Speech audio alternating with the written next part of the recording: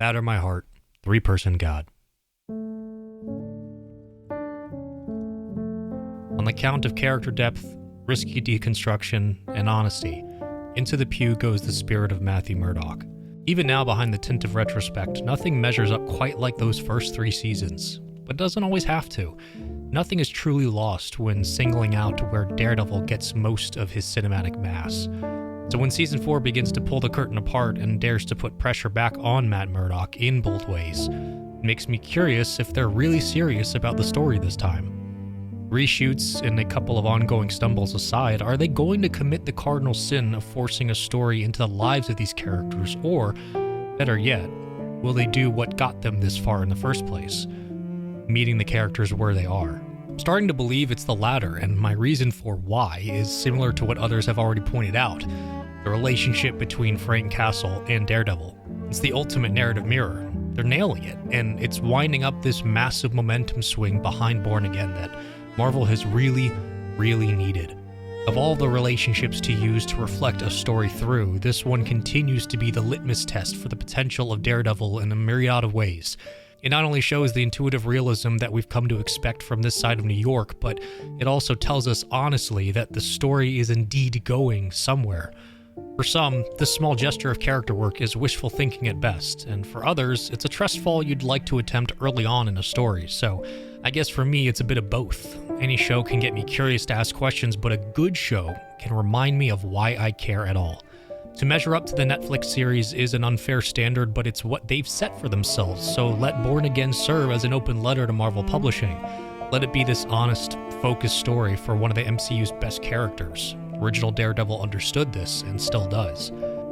The original was a bona fide cult classic, and this new one is not disregarding itself for the sake of a newer audience, so far at least, and I do appreciate that.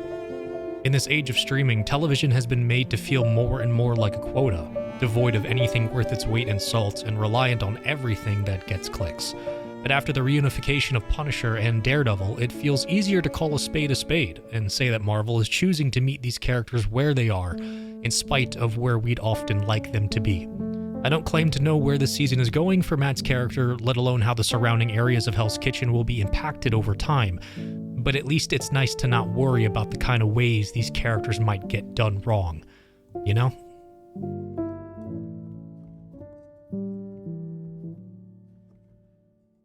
I feel, maybe subjectively, that it's a bit foolish to engage with this series and these old sets with an expectation of a bygone era. We've reached a point with this character where we're no longer unsure about expectations. We know exactly what we want to see from Daredevil, and we know what standard has been set in the past, and so far Born Again is doing its best to meet those standards. Foggy's death could have been a cheap shot, and Punisher's inclusion could have been another jingling of the keys, but they weren't. Fisk could have been relegated to a caricature, and Matt could have been reduced to a single-note regurgitation of what he once was, but they haven't been. And by taking everyone's journeys back to where they first started, we get a more cyclical deconstruction of the characters we already know too well.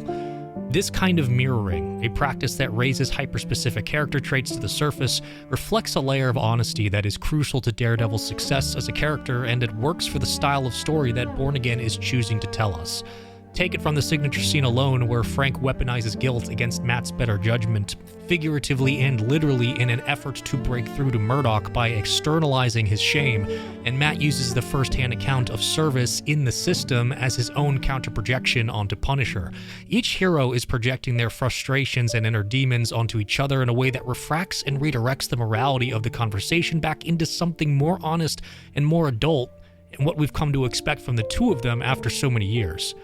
Punisher is the perfect catalyst for this kind of charge in the story, to bring Matt Murdock back to the role of Daredevil not as a separate entity, but as the continuity we know him to be searching for, and it serves as its own anchor to the narrative, a large lesson on how to bring legacy characters into the fold the right way. Using Kingpin and Punisher and Daredevil to push and pull on each other's philosophies is the kind of story that demands a complex character study, and a challenge that the original Netflix series took to heart. In telling a story about the absence of faith, the distrust in the system, and the weight of guilt and forgiveness, what better characters to serve as the driving motivators than Punisher and Daredevil? Faith means something entirely different to Punisher as it does to Daredevil, as it does to Kingpin and everyone else. And Retribution follows a similar pattern in how its grief is manifested on the outside. To visualize this through every frame and delivery and the unique perspective changes in Born Again's eye-to-eye moments is like seeing a panel ripped right out of comic book. It's incredibly well-intentioned that the moment Daredevil Born Again found its footing is right when it decided to bring back its most important supporting character. Matt Murdock is always one bad day away from snapping, as we've seen, so sending him to face the idea of retribution from the character who lives in a continuous bad day is why personifying guilt can be so impactful in a story. That journey works, and these two characters bring it out of each other better than anyone else. Let's just hope this momentum is the beginning for what Born Again has in store. And as always, thanks for watching.